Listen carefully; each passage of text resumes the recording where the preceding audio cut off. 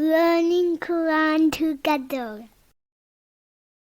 بسم اللہ الحمدللہ والصلاۃ والسلام علی رسول اللہ۔ سورہ رعد آیت نمبر 6۔ وَيَسْتَعْجِلُونَكَ، اور وہ جلدی مانگتے ہیں آپ سے، بِالسَّيِّئَاتِ، برائی کو، قبل الحسناتی، بھلائی سے پہلے، وَقَدْ خَلَتْ مِن قَبْلِهِمْ، حالانکہ گزر چکی ان سے پہلے، المثلات، عبرتناک مثالیں۔ اللہ تعالیٰ نے نبی صلی اللہ علیہ وآلہ وسلم کو آگاہ فرمایا ہے کہ وہ رحمت سے پہلے عذاب مانگتے ہیں۔ مشرکوں نے گناہوں پر فوری طور پر گرفت نہ ہونے کی وجہ سے سمجھا کہ وہ حق پر ہیں اور نبی صلی اللہ علیہ وآلہ وسلم سے مطالبہ کیا کہ عذاب لے آئیں، جیسا کہ ابو جہل نے بدر کی جنگ میں جانے سے پہلے کعبہ کے پردے کو پکڑ کر دعا کی تھی۔ وَإِذْ قَالُوا اللَّهُمَّ إِنْ كَانَ هَذَا هُوَ الْحَقُّ مِنْ عِنْدِكَ فَأَمْطِرْ عَلَيْنَا حِجَارَةً مِنَ السَّمَاءِ أَوْ ائْتِنَا بِعَذَابٍ أَلِيمٍ۔ اور جب انہوں نے کہا اے اللہ، اگر یہ واقعی تیری جانب سے حق ہے تو ہم پر آسمان سے پتھروں کی بارش برسا یا کوئی دردناک عذاب ہم پر لیا۔ سورہ انفال آیت 32۔ وَقَدْ خَلَتْ مِن قَبْلِهِمُ الْمَثُلَاتُ،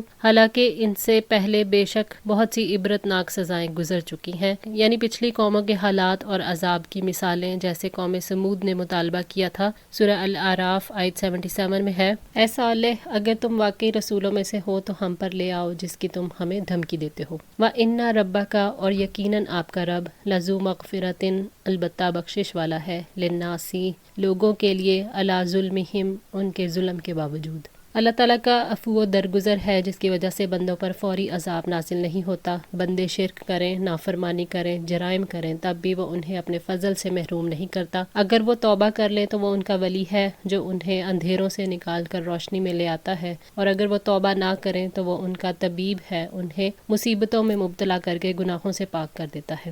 اللہ تعالیٰ نے فرمایا، قُلْ یا عبادی الذین اسرفوا علی انفسہم لا تقنطوا من رحمۃ اللہ ان اللہ یغفر الذنوب جمیعا انہ هو الغفور الرحیم۔ آپ کہہ دیں کہ اے میرے بندو جنہوں نے اپنی جانوں پر زیادتی کی، اللہ تعالیٰ کی رحمت سے مایوس نہ ہو جاؤ، یقیناً اللہ تعالیٰ سب کے سب گناہوں کو بخش دیتا ہے، یقیناً وہی بڑا بخشنے والا، نہایت رحم والا ہے۔ سورہ زمر 53۔ وَإِنَّ رَبَّكَ لَشَدِيدُ الْعِقَابِ، اور یقیناً آپ کا رب بلا شبہ بہت سخت سزا والا بھی ہے۔ جو لوگ اپنے گناہوں پر اصرار کرتے ہیں اور توبہ کرنے سے انکار کرتے ہیں، انہیں اللہ تعالیٰ کی پکڑ سے ڈرنا چاہیے کیونکہ اس کی گرفت نہایت سخت ہے۔ مغفرت اور عذاب کا اکٹھے ذکر کیا گیا، امید اور خوف دونوں پہلوؤں کو سامنے رکھنے کے لیے، کیونکہ انسان امید کی وجہ سے اللہ تعالیٰ کی نافرمانیاں کرنے پر تل جاتا ہے اور خوف کی وجہ سے اللہ تعالیٰ کی رحمت سے مایوس ہو جاتا ہے، جبکہ ایمان خوف اور امید کے درمیان ہے۔ اللہ تعالیٰ نے فرمایا، نبی عبادی انی انا الغفور الرحیم وان عذابی هو العذاب العلیم۔ آپ میرے بندوں کو بتا دیں، بلا شبہ میں بے حد بخشنے والا، نہایت رحم والا ہوں، اور یقیناً میرا عذاب وہ دردناک عذاب ہے۔ سورہ الحجر 49-50۔ وَيَقُولُ الَّذِينَ كَفَرُوا، اور جن لوگوں نے کفر کیا وہ کہتے ہیں، لولا انزل علیہ آیات من ربہ، کہ اس پر اس کے رب کی طرف سے کوئی معجزہ کیوں نہیں اتارا گیا۔ یعنی کافر اپنی خواہشات کے مطابق معجزات کا مطالبہ کرتے ہیں، وہ یہ بات اپنی معذرت پیش کرتے ہوئے کہتے ہیں، حالانکہ رسول کا معجزات پر کوئی اختیار نہیں، اللہ ہی معجزات نازل فرماتا ہے۔ اللہ تعالیٰ نے ایسی آیات نازل کی ہیں جس میں اس کی توحید اور نبی صلی اللہ علیہ وآلہ وسلم کی رسالت کے دلائل ہیں۔ جو کوئی بھی حق کا طلبگار ہو وہ ان سے ہدایت پا سکتا ہے، اور جہاں تک حق کا انکار کرنے والوں کا تعلق ہے وہ بے سوچے سمجھے معجزات کا مطالبہ کرتے ہیں۔ انما انت منذر، حالانکہ بلا شبہ آپ تو محض خبردار کر دینے والے ہیں، وَلِكُلِّ قَوْمٍ ہاد، اور ہر قوم کے لیے ایک رہنما ہے۔ یعنی آپ صلی اللہ علیہ وآلہ وسلم تو صرف لوگوں کو بیدار کرنے والے ہیں، آپ کا فرض ہے کہ اللہ تعالیٰ کا پیغام لوگوں تک پہنچا دیں، ان کو ہدایت دینا آپ کی ذمہ داری نہیں ہے۔ وَلِكُلِّ قَوْمٍ ہاد، یعنی ہر قوم میں ایک دائی ہوتا ہے جو انہیں اللہ کی طرف، اس کے دین کی طرف دعوت دیتا ہے۔ اللہ تعالیٰ نے فرمایا، وَلِكُلِّ أُمَّةٍ رَسُولٌ، اور ہر امت کے لیے ایک رسول ہے۔ سورہ یونس 47۔ وَإِن مِّنْ أُمَّةٍ إِلَّا خَلَا فِيهَا نَذِيرٌ، اور کوئی امت نہیں مگر جس میں ایک خبردار کرنے والا نہ گزرا ہو۔ سورہ فاطر 24۔ اگر دنیا کے کسی خطے میں کسی نبی کے تشریف لانے کا ثبوت نہ ملے تو اس سے اس آیت کے مفہوم پر کوئی اثر نہیں پڑتا۔ نبی نہ آئے تو اس کے نائب ہادی ضرور آئے، اور یہ بھی سمجھ لینا چاہیے کہ جس کسی کی نبوت کا ثبوت نہ ہو اسے خواہ مخواہ اس لیے نبیوں کی فہرست میں شمار کر لینا گمراہی ہے۔ اللہ یعلم اللہ تعالیٰ جانتا ہے ما تحملو جو کچھ اٹھاتی ہے کلو انسا ہر مادہ وما تغیظ الارحام اور جو کچھ بھی کمی کرتے ہیں رحم وما تزدادو اور جو وہ زیادہ کرتے ہیں۔ اللہ تعالیٰ نے اپنے علم کے بارے میں خبر دی ہے کہ اس کا علم ہر چیز پر محیط ہے۔ نبی صلی اللہ علیہ وآلہ وسلم نے فرمایا کہ غیب کی 5 کنجیاں ہیں جنہیں اللہ کے سوا کوئی نہیں جانتا۔ اللہ کے سوا کوئی نہیں جانتا کہ کل کیا ہونے والا ہے، اللہ کے سوا کوئی نہیں جانتا کہ عورتوں کے رحموں میں کیا کمی بیشی ہوتی رہتی ہے، اور اللہ کے سوا کوئی نہیں جانتا کہ بارش کب برسے گی، کوئی شخص نہیں جانتا کہ اس کی موت کہاں ہوگی، اور اللہ کے سوا کوئی نہیں جانتا کہ قیامت کب قائم ہوگی۔ صحیح بخاری 4697۔ یعنی انسانوں اور جانوروں میں سے ہر مادہ جو بچہ اٹھاتی ہے وہ نر ہے یا مادہ، پورا ہے یا ناقص ہے، خوبصورت ہے یا بدصورت، خوش نصیب ہے یا بد نصیب، اخلاق والا ہے یا بد اخلاق، وہ ہر ایک کے بارے میں خوب جاننے والا ہے۔ وما تغیظ الارحام یعنی جو رحم کے اندر حمل میں کمی ہوتی ہے یا جو سکڑ جاتے ہیں یا ہلاک ہو جاتے ہیں، وما تزدادو اور جو کچھ رحم میں بڑھ جاتے ہیں یعنی بچے، وکل شیء عندہ اور ہر چیز اس کے پاس بمقدار ایک اندازے سے ہے، کوئی چیز اس مقدار سے نہ بڑھ سکتی ہے نہ کم ہو سکتی ہے، جس کا تقاضا اللہ تعالیٰ کی حکمت اور اس کا علم کرتا ہے۔ اللہ تعالیٰ نے فرمایا سورہ فاطر آیت 11 میں، اور کوئی مادہ حاملہ نہیں ہوتی اور نہ کوئی بچہ جنتی ہے مگر اس کے علم سے، اور کسی عمر پانے والے کو عمر نہیں دی جاتی اور نہ کسی کی عمر میں کمی کی جاتی ہے مگر وہ ایک کتاب میں ہے۔ عالم الغیب و شہادتی وہ پوشیدہ اور ظاہر کو جاننے والا ہے، الکبیرو بہت بڑا ہے، المتعال نہایت بلند ہے۔ یعنی اللہ تعالیٰ ہر اس چیز کو جانتا ہے جو مخلوق سے غائب ہوتی ہے۔ اس سے مراد یہ ہے کہ اللہ تعالیٰ سے کوئی چیز چھپی ہوئی نہیں ہے، جیسا کہ حضرت لقمان نے یہ کہا تھا، اگر کوئی چیز رائی کے دانے کے برابر ہو، پھر وہ کسی چٹان میں ہو یا آسمانوں میں ہو یا زمین میں، اللہ تعالیٰ اسے ضرور لائے گا۔ اللہ تعالیٰ سے کسی کے دل کا حال چھپا ہوا نہیں ہے، وہ تنہائیوں اور مجلسوں کے معاملات کو جانتا ہے، وہ ان سارے جہانوں کو بھی جانتا ہے جو انسان کے علم میں نہیں ہے۔ اس آیت میں زمانہ حال سے متعلق 2 مثالیں پیش کی گئی ہیں، اور ان مثالوں میں غیب اور شہادت دونوں آ جاتے ہیں۔ مثلا ایک آدمی اپنے دل میں کوئی بات کرتا ہے یا سوچتا ہے، یہ ہم لوگوں کے لیے غیب ہے، اور دوسرا بلند آواز سے پکار کر بات کرتا ہے تو یہ ہم لوگوں کے لیے شہادت ہے، مگر اللہ تعالیٰ کے ہاں ان دونوں میں کوئی فرق نہیں، وہ غیب کو ویسے ہی جانتا ہے جیسے شہادت کو۔ اللہ تعالیٰ نے فرمایا وَإِن تَجْهَرْ بِالْقَوْلِ فَإِنَّهُ يَعْلَمُ السِّرَّ وَأَخْفَى اگرچہ آپ بلند آواز سے بات کریں، یقیناً وہ تو پوشیدہ اور پوشیدہ تر کو بھی جانتا ہے۔ سورہ طٰہٰ آیت 7۔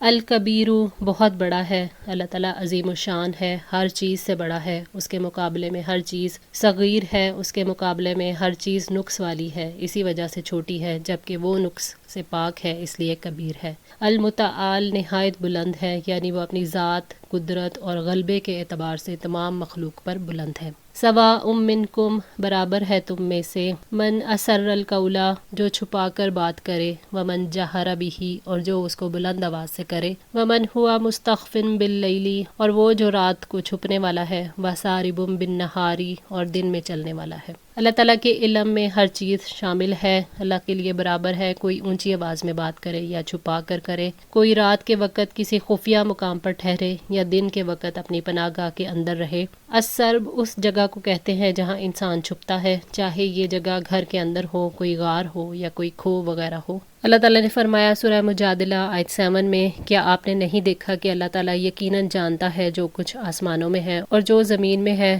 3 میں کوئی سرگوشی نہیں ہوتی مگر وہ ان کا چوتھا ہوتا ہے، اور نہ 5 میں مگر وہ ان کا چھٹا ہوتا ہے، اور نہ اس سے کم میں اور نہ اس سے زیادہ میں مگر وہ ان کے ساتھ ہوتا ہے، جہاں کہیں بھی وہ ہوتے ہیں، پھر قیامت کے دن وہ ان کو بتا دے گا جو انہوں نے عمل کیے۔ اللہ تعالیٰ یقیناً ہر چیز کو خوب جاننے والا ہے۔ لہو معقبات اس کے لیے پہرے دار ہیں، من بین یدیہ اس کے سامنے سے، ومن خلفہ اور اس کے پیچھے سے، یحفظونہ جو حفاظت کرتے ہیں اس کی، من امر اللہ اللہ تعالیٰ کے حکم سے، یعنی انسان کے لیے پہرے دار فرشتے ہیں جو اللہ تعالیٰ کے حکم سے اس کی حفاظت کرتے ہیں۔ معقبات نگہبان فرشتے جو ایک دوسرے کے بعد باری باری آتے رہتے ہیں۔ رات کے فرشتے الگ اور دن کے الگ ہیں، دن کے فرشتے جاتے ہیں تو رات کے آ جاتے ہیں، اور رات والوں کے بعد پھر دن والے آ جاتے ہیں۔ حضرت ابو ہریرہ رضی اللہ تعالیٰ عنہ کا بیان ہے کہ نبی صلی اللہ علیہ وآلہ وسلم نے فرمایا، کئی فرشتے تمہارے پاس رات کو آتے جاتے ہیں اور کئی دن کو۔ فجر اور عصر کی نماز کے وقت وہ اکٹھے ہو جاتے ہیں، پھر وہ فرشتے اوپر چڑھ جاتے ہیں جو رات تمہارے ہاں ٹھہرتے ہیں،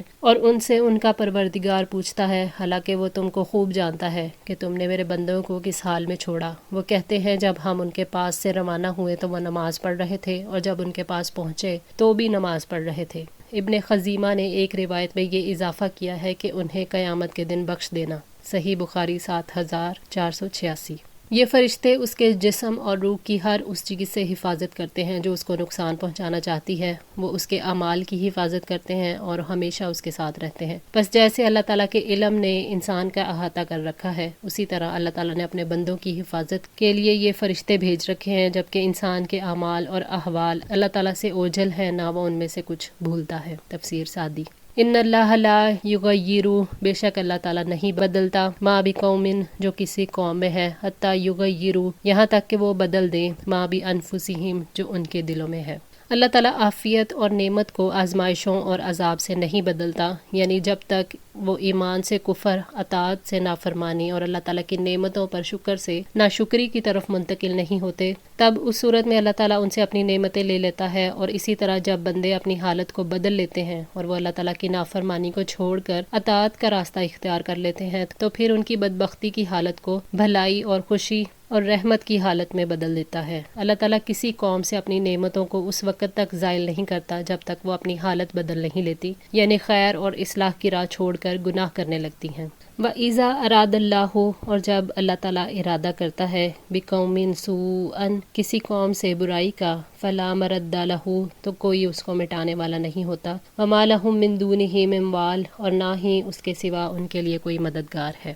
یعنی اللہ تعالیٰ جب کسی فرد یا قوم کے لیے آزمائش یا عذاب کا ارادہ کرتا ہے تو کوئی اس کے ارادے کو ٹال نہیں سکتا، کوئی ایسا نہیں جو ان سے عذاب کو دور کر سکے جب تک کہ اللہ تعالیٰ ان کی مدد نہ کرے۔ پھر جب اللہ ان کی مدد کرتا ہے تو وہ اس کی طرف رجوع کرتے ہیں، اس سے استغفار کرتے ہیں اور اس سے توبہ کرتے ہیں، پھر اللہ تعالیٰ ان سے برائی کو دور کر دیتے ہیں اور عذاب کو ہٹا دیتے ہیں۔ هو الذی، وہی ہے جو یریکم البرق، جو دکھاتا ہے تمہیں بجلی کی چمک، خوفم و طمعن، خوف اور امید سے، وینشئ، اور وہ اٹھاتا ہے، السحاب الثقال، بوجھل بادل۔ ابن عباس رضی اللہ تعالیٰ عنہ سے پوچھا گیا یہ بجلی کیا ہے؟ فرمایا یہ پانی ہے۔ ابن کثیر۔ بجلی خوفناک تباہی مچاتی ہے، چیزوں کو جلا ڈالتی ہے، اس وجہ سے لوگ اس سے ڈرتے ہیں۔ اللہ تعالیٰ بجلی کے ذریعے خوشگوار موسم کا پیغام دیتے ہیں۔ گرج چمک کے بعد جب بارش ہوتی ہے جس سے اللہ تعالیٰ مردہ زمین کو زندہ کرتے ہیں، اس سے گھروں میں رہنے والے اور کسان فائدے کی امید رکھتے ہیں۔ تو بس انسان کو چاہیے کہ اللہ تعالیٰ کی رحمت کا امیدوار رہے اور اس کے عذاب سے بھی ڈرتا رہے۔ اور اللہ تعالیٰ بوجھل بادل پیدا کرتا ہے، وہ بادل جن میں پانی بھرا ہوا ہو اور وہ پانی کے بوجھ سے بھاری بھرکم ہو۔ بادلوں سے جو بارش برستی ہے وہ ساری مخلوقات کے لیے نفع بخش ہوتی ہے۔ آج کے لیے اتنا ہی۔ دعا ہے اللہ تعالیٰ ہماری اس کوشش کو قبول فرمائے، ہماری غلطیوں کو، تاہیوں کو معاف فرما کر ہماری اصلاح فرمائے۔ جزاکم اللہ خیر، والسلام علیکم ورحمۃ اللہ وبرکاتہ۔